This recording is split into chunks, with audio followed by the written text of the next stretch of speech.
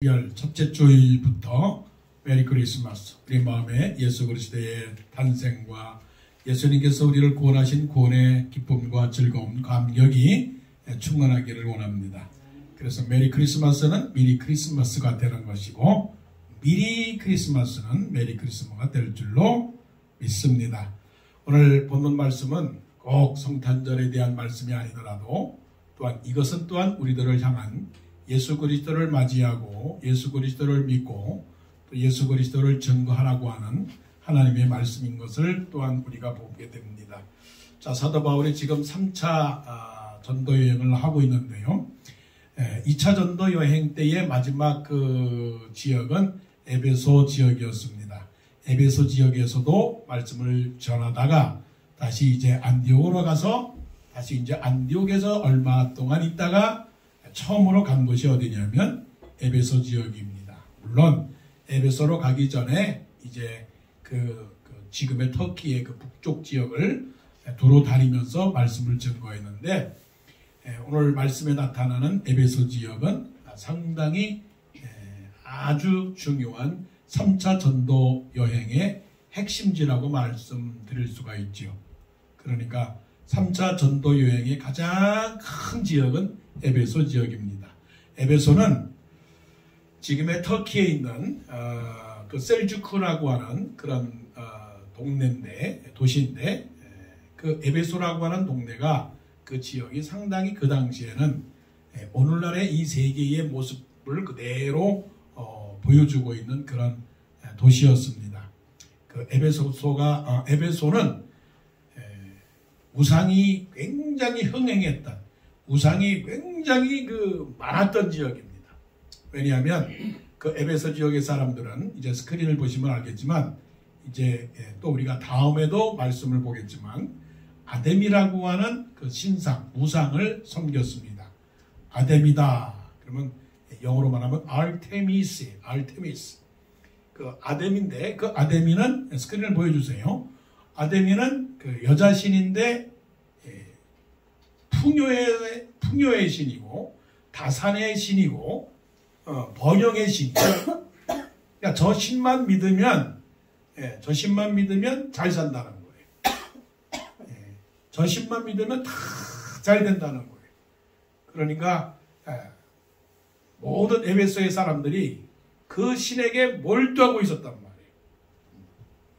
그래서 하나님을 믿기보다는 아데미 여신을 많이 섬겨서, 그래서 이제 그 아데미 그 우상을 갖고 몸에 지니고 다니고, 그 다음에 집에다 두고, 그래서 그거를 갖고 다니면은 부자가 된다, 성공한다, 잘 된다, 대박 난다, 이런 동네가 에베소 지역이었단 말이에요. 그 지역을 지금 사도 바울이 도착을 했습니다.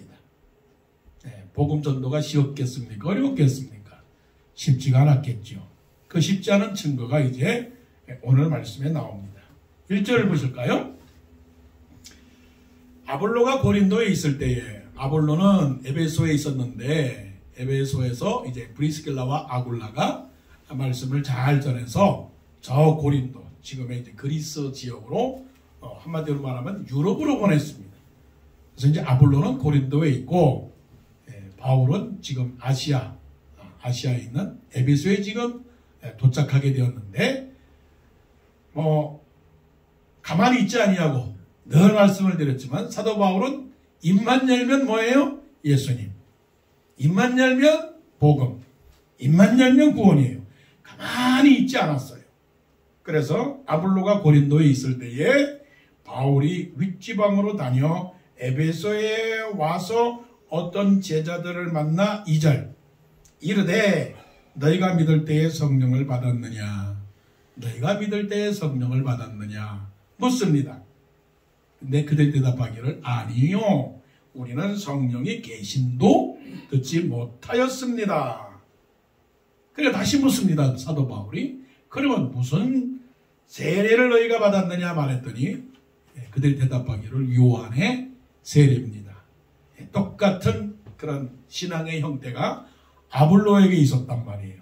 에베소의 신앙은 요한의 세례로만 한정된 신앙이었단 말이에요. 아주 중요한 신학적 포인트죠. 여러분의 신앙은 세례 요한의 신앙입니까? 아니면 예수님의 신앙입니까? 예. 어떤 사람들은 스스로 그 당시에도 생각하기를 나는 요한의 세례를 받았으니까 나는 예수님을 믿는 신앙인이고 나는 하나님을 믿는 사람이다 라고 생각을 했지요. 지금도 마찬가지입니다. 그럼 요한의 세례가 그렇게 요한의 세례와 예수님의 세례가 왜 그렇게 중요한 건가 라고 말한다면 요한의 세례는 종교신앙인이고요. 종교생활 하는 사람이고 때로는 교회 생활하는 사람이라고 볼 수 있죠. 요한의 세례는.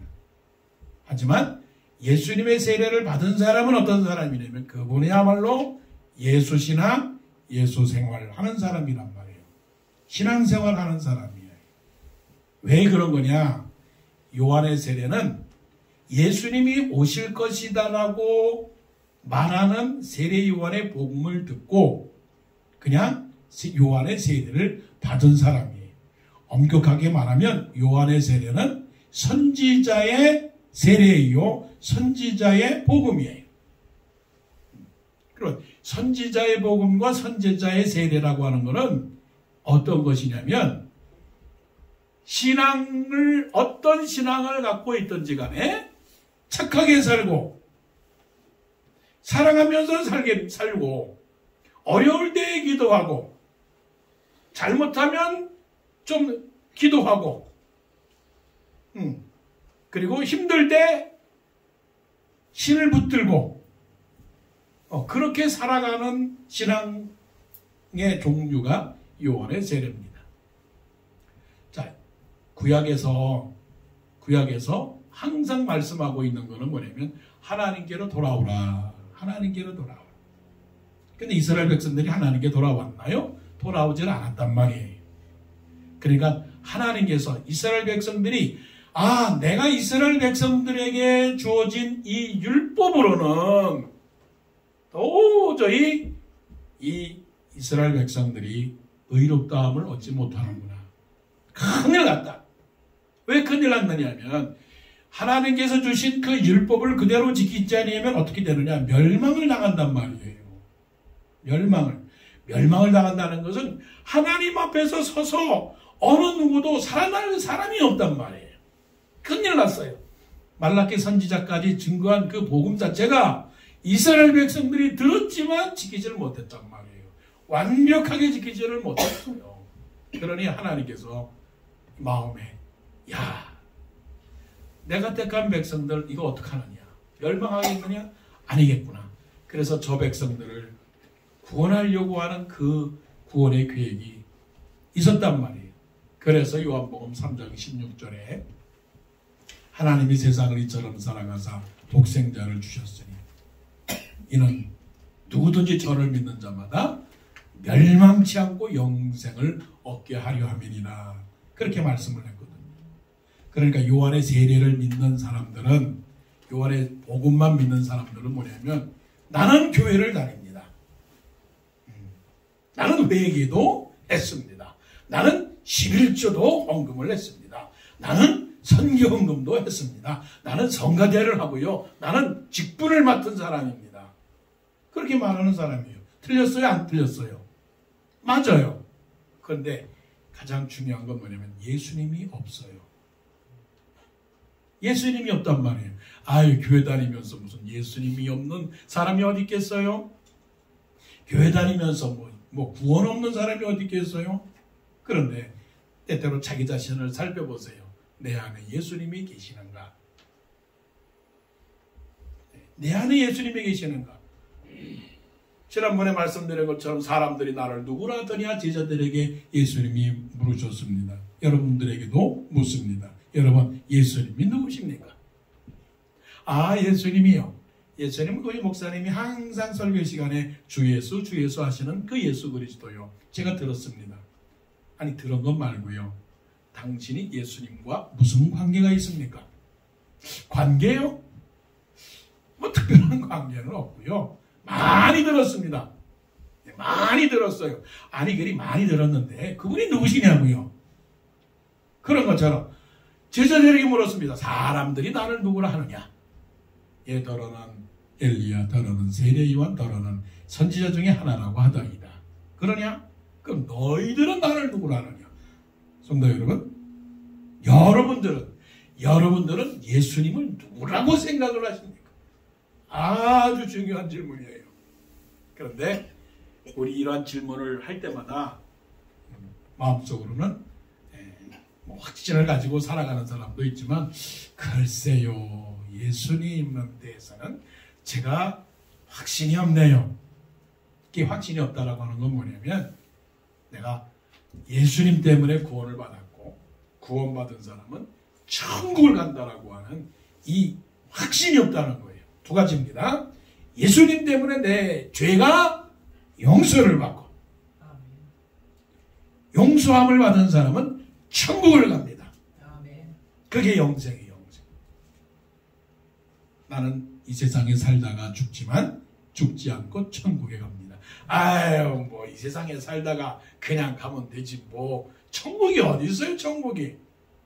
여러분 천국이 있는 줄로 믿습니까? 아멘. 네, 저도 믿습니다. 천국 가는 사람은 예수님 때문에 죄 용서를 받은 겁니다. 그 죄가 뭐냐면 하나님 말씀에 순종하지 않은 죄예요.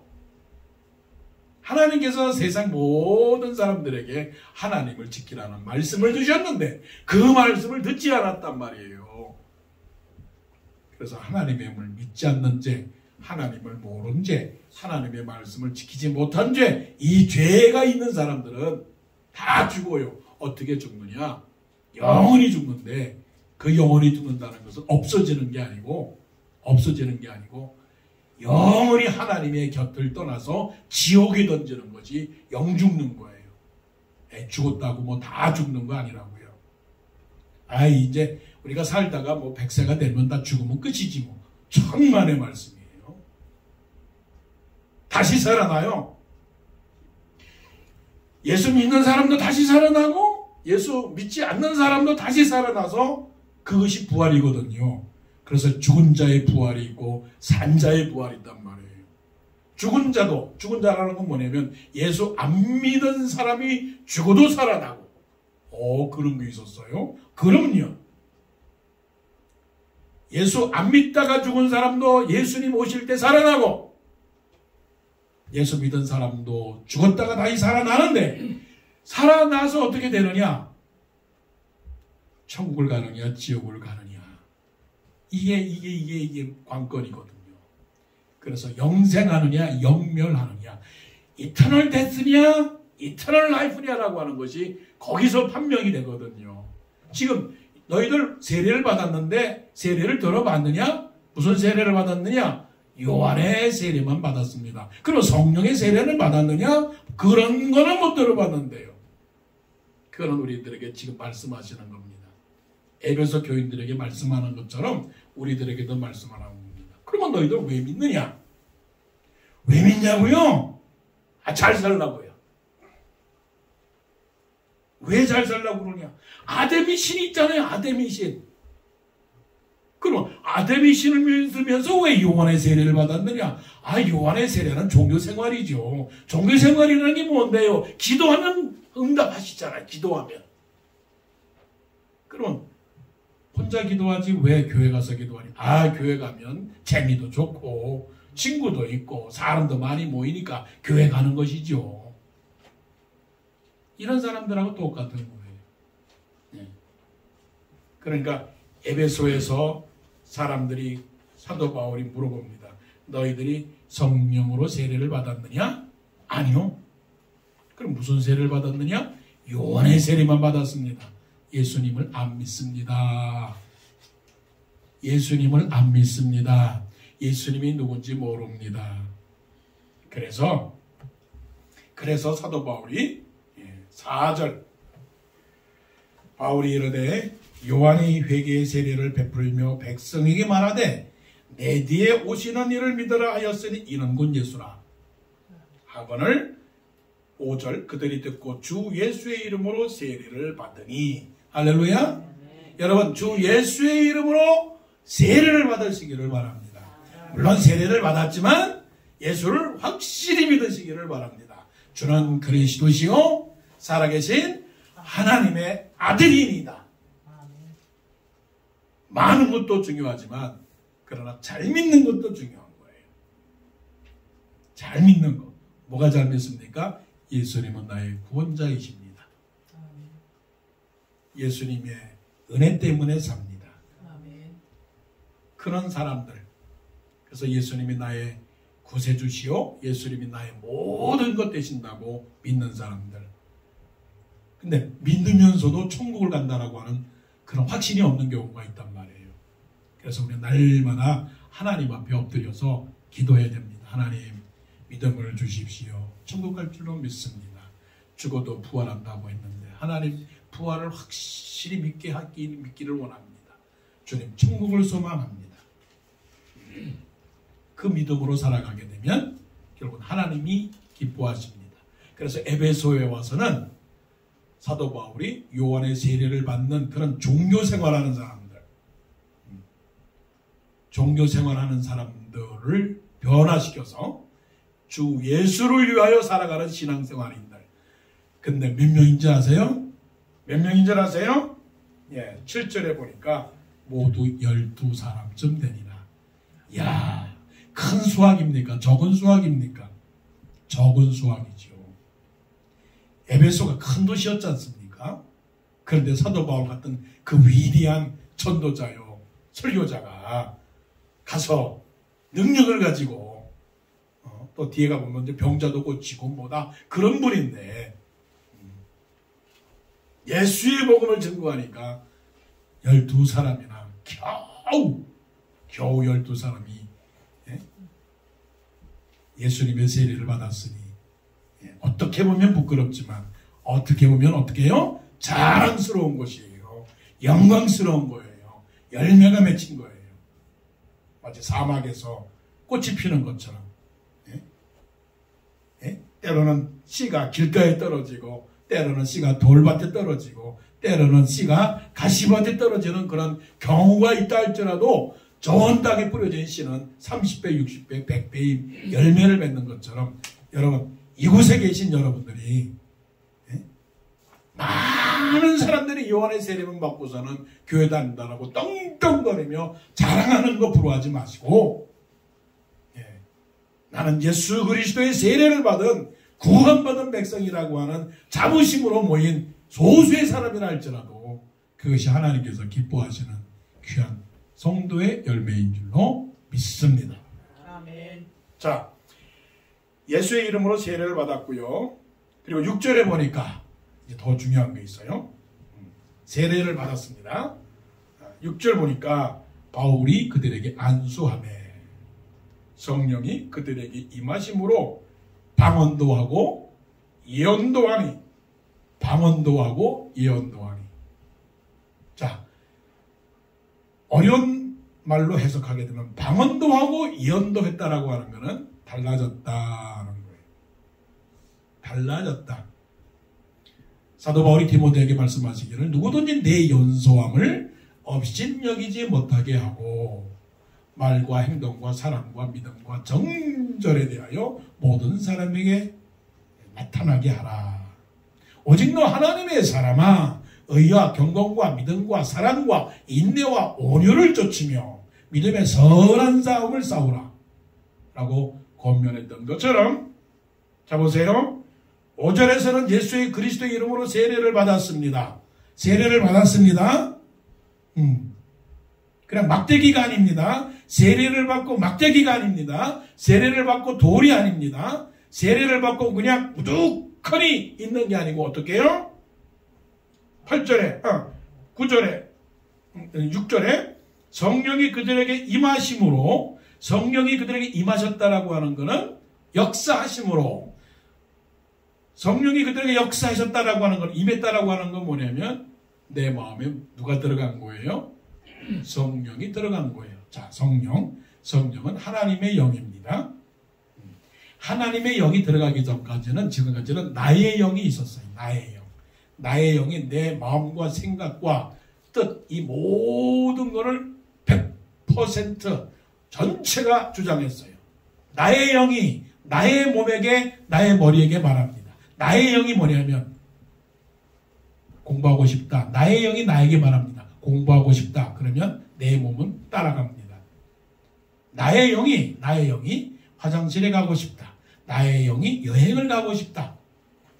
나의 영이 커피를 마시고 싶다. 나의 영이 어디 가서 좀 졸리고 자고 싶다. 이럴 때 내 몸이 어떻게 하여? 순종을 해요. 나의 영이. 왜냐하면 내 속에는 뭐가 있습니까? 나의 영이 있으니까. 그런데 예수 그리스도의 세례를 받자마자 누구든지 그리스도의 영이 없으면 하나님의 자녀가 될 수 없다라고 말씀하셨으니까 그리스도의 영이 들어가게 되므로, 하나님의 영이 들어가게 되므로 재미있는 것은 뭐냐면 지금까지는 나의 영이 내 모든 생각과 모든 마음과 가슴과 몸에 나의 영이 주인이었거든요. 주인이었는데 하나님의 영이 들어오자마자 나의 영은 저 구석으로 물러가고, 구석도 어디냐면 저 밑바닥으로 물러가고, 하나님의 영이 내 가슴에 꽉 자리 잡아서 나를 통치하는 거예요. 예를 들어서 나의 영이 짜장면을 먹고 싶다라고 생각할 때 하나님의 영이 짜장면을 먹지 말고 된장찌개를 먹어라. 그러면 누구의 영에 굴복을 해야 됩니까? 하나님의 영에 의하여 굴복을 해야 합니다. 그러면 하나님의 영이 들어왔는지 나의 영이 들어왔는지를 어떻게 할까요? 어떻게 할까요? 제일 쉬운 거는 뭐냐면 내 입에서 하나님이 나의 하나님이시고 예수 그리스도가 나의 구주십니다라고 고백하는 사람은 하나님의 영이 들어가는 줄로 믿습니다. 그렇게 쉬운 게 어디 있어요? 그렇게 쉬운 게 어디 있어요?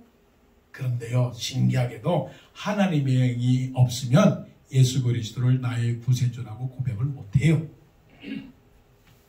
고백한다 할지라도 가짜로 고백하는 거지 진짜로 고백하지 않아요. 그러니까 사랑을 고백한다 할지라도 그 사람의 눈과 그 사람의 몸짓과 그 사람의 마음과 생각이 저 사람이 나를 정말로 사랑하는구나, 나에게 프로포즈를 하는구나, 그거를 알 수 있을까요? 없을까요? 알 수 있죠. 그러니까 예수님이 나의 구세주십니다 라고 말하는 그 말하는 사람이 진실로 다른 사람에게 인정될 만큼 그렇게 느낌을 준다면 분명히 그 사람은 하나님의 영이 들어간 거예요. 여기 계신 모든 분들은 다 하나님의 영이 여러분을 통치하실 줄로 믿습니다. 아멘. 하나님의 영이. 그러니까 나의 영은 지금까지도 저 사람 미워서 미치겠네 정말. 그러면 세상 젊은 사람들 말로 짜증나게 미치네 정말. 저 사람 미워 죽겠네. 그럴다 할지라도 나의 영이 하나님의 영이 그러지 말고 원수를 사랑하며 너희를 핍박하는 자를 위하여 기도해. 너희는 할 수 있거든. 모든 사람과 더불어 평화해. 이렇게 하나님의 영이 그렇게 말씀하신단 말이에요. 하나님의 영이 하나님의 말씀을 통해서 나에게 가르쳐 주신단 말이에요. 그러면 나의 영과 하나님의 영과 싸우는 거야. 나의 영은 미워하고 싶은데 하나님의 영은 자꾸만 사랑하고 기도하고 그러라고 그래. 그러면 누가 이겨야 돼요? 나의 영이 이기는 사람은 요한의 세례받은 사람. 그거 쉬운 거예요.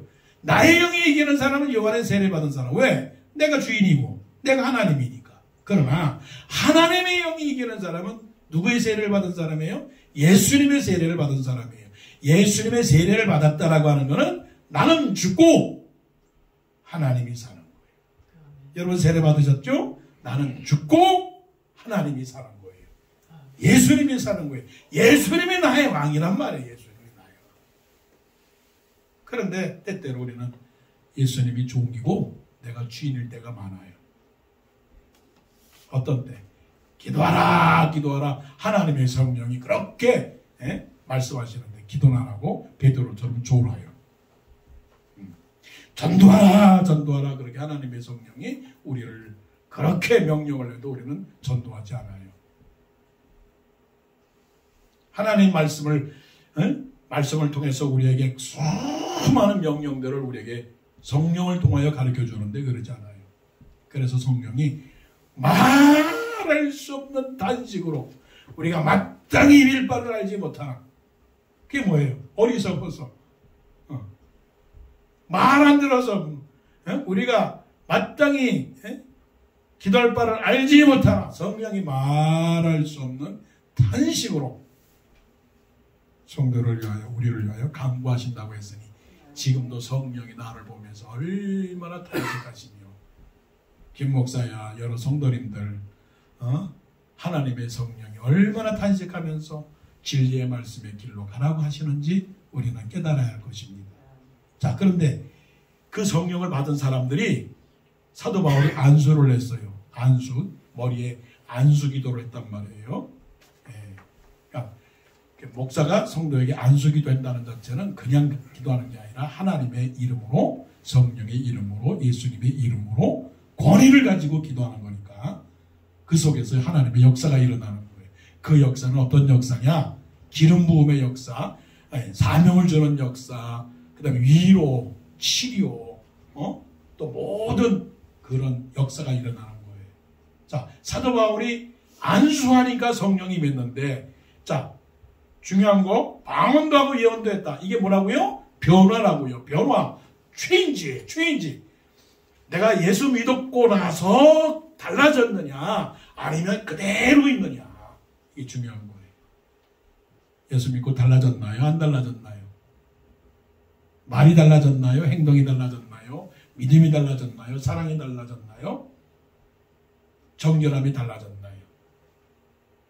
의가 달라졌나요? 경건이 달라졌나요? 믿음이 달라졌나요? 사랑이 달라졌나요? 인내가 달라졌나요? 온유가 달라졌나요? 달라졌어요. 그러니까 사람들이 볼 때 달라졌네. 달라졌네.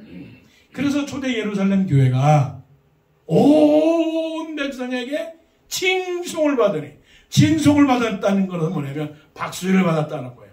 아이고 잘했네, 잘했어. 그러니까 목사가 되던 여기 목사님들도 많지만, 목사가 되던 장로님이 되던 권사님이 되던 집사님이 되던 교회 안에서만 그런 게 아니고 바깥에서도 말이래. 여러분을 보면서 아유 교회 다니세요? 교회 다니세요? 어떻게 하셨죠? 아유 무슨 말씀입니까? 척범명합니다. 척범을 알아요. 네. 어떻게 알아요? 당신이 쓰는 말솜씨가 다른데요? 무슨 말씀이? 아유 거룩하고 공손하고 참 성령적인 말을 쓰시네요. 아유 당신의 서 있는 자세도 다르네요. 네? 삐뚤어지지 아니하고 반듯하게 서 있는 게 참 다르네요. 당신의 에티켓도 달라 보이네요. 새치기 하지 아니하고 줄 서 있는 것도 다르고, 아유 당신이 양보하는 것도 다르네요. 다른 사람들은 먼저 가지려고 그러는데 당신은 다 양보하네요. 아유 당신이 운전하는 습관을 보면 알겠네요. 네? 누가 잘못하면 그러지 않고 이런 걸 통해서 다 어떻게 해요? 알게 되는 거죠. 자, 변화되었습니까? 예, 변화될 줄로 믿습니다. 변화되어야 됩니다. 내 말과 내 삶과, 그래서 성령의 아름다운 열매를 맺어서 사랑, 희락, 화평, 오래 참음, 자비, 양성, 온유, 중성, 절제, 이런 성령의 9가지 열매를 맺는 우리가 되기를 바라요. 자, 마지막입니다. 그래서 12사람쯤 되었는데 8절, 그걸로 끝나지 아니하고 바울이 회당에 들어가 석 달 동안 담대히 하나님의 나라에 관하여 강론하며 권면하되, 줄기찬 열정이에요. 사도 바울을 본받아야 될 이유가 거기 있는데 줄기찬 열정이라고요. 그런데 12명은 믿긴 믿었으나 보세요. 9절. 어떤 사람들은 마음이 굳어 순종하지 않고 무리 앞에서 이도를 비방하거늘. 핍박이라고 하는 단어로 요약할 수 있겠죠. 지긋지긋한 사람이 이 사람들. 돌과 같은 마음. 돌 같은 내 마음 곧 녹여주소서. 돌 같은 사람이야. 짱돌 같은 사람. 마음이 굳었다라고 하는 거는 바늘로 찔러도 피 한 방울 안 날 사람이란 말이에요. 이 사람들이.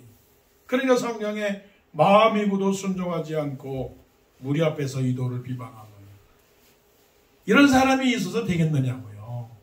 사도 바울이 석 달 동안 이 에베소 지역에서 지금 말씀을 전하는데 이런 사람도 이런 어려움이 있단 말이에요. 그런데 이제 재밌는 게 있어요. 회당에서 가르쳤는데 이게 안 되는 거예요. 지금까지 유대인의 회당에서 계속 하나님의 복음을 전하는데 항상 유대인의 뭐가 있었어요? 반대가 있었단 말이에요. 그러니까 하나님께서 지혜를 주셔서 사도 바울에게 안 되냐? 그럼 왜 안 되는지 알아봐. 말씀은 없지만 이것 때문에 사도 바울이 기도했을 겁니다. 하나님, 왜 이런 일이 생깁니까? 왜 이 사람들이 마음이 굳어서 순종하지 않고 비방을 한다고 그랬는데 어떻게 하면 좋겠습니까? 이 에베소 지역 이 타락한 도시, 이 우상이 가득한 도시에 어떻게 하면 하나님의 복음을 증거할 수 있습니까? 기도했을 거라고 저는 믿어요. 그랬더니 하나님께서 말씀하시기를 응답이 왔어요. 그 뒤에 보세요. 바울이 그들을 떠나 제자들을 따로 세우고 두란노 서원에서 날마다 강론하니라. 그러니까 유대인이 모인 대중적 설교를 하는 그런 복음 전도 선교 전략에서 집중적으로 작은 사람들에게 가르친 거예요.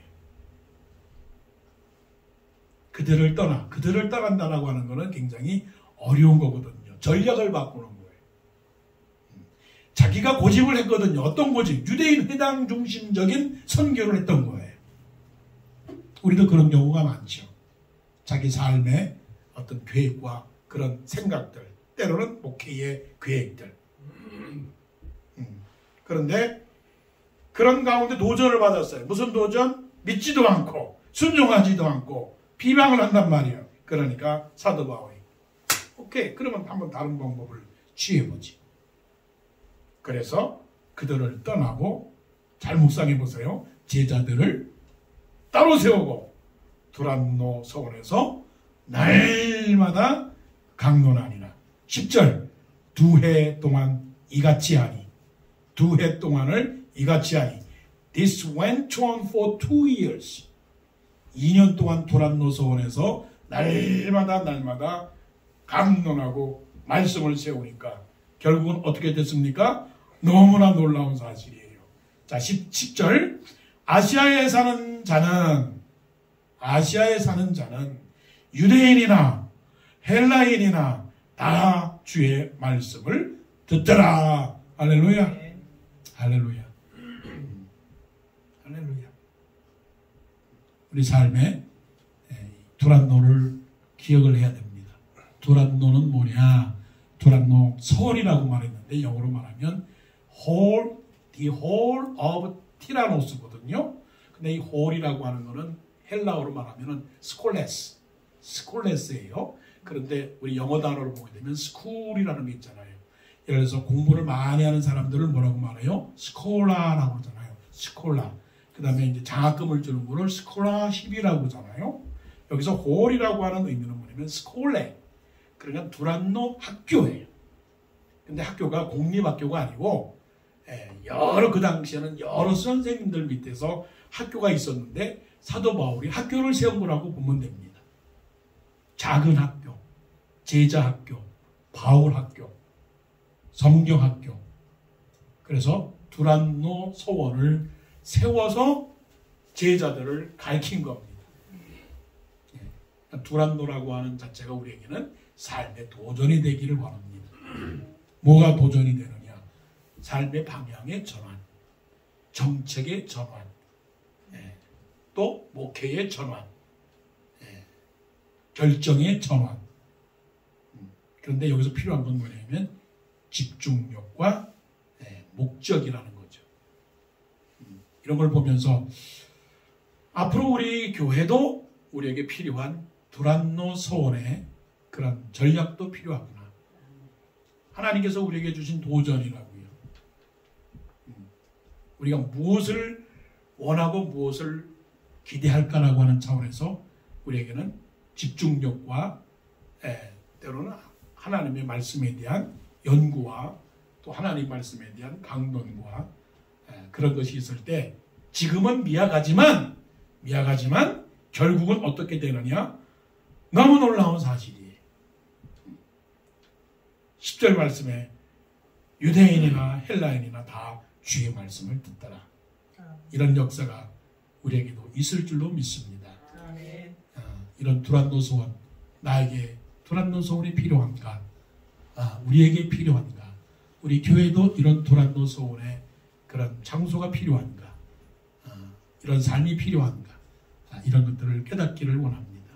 사도 바울이 에베소에서 주 예수의 세례를 증거했고, 그리고 주 예수의 세례를 받은 사람들은 변화되었고, 성령을 통하여 변화되었고, 또 두란노 소원을 통해서 에베소를 변화시키는 놀라운 역사를 통해서 우리도 삶에서 사도 바울과 같은 그런 선교와 전도와 믿음과 그리고 열정과 수고가 있기를 간절히 원합니다. 아멘. 기도드리겠습니다.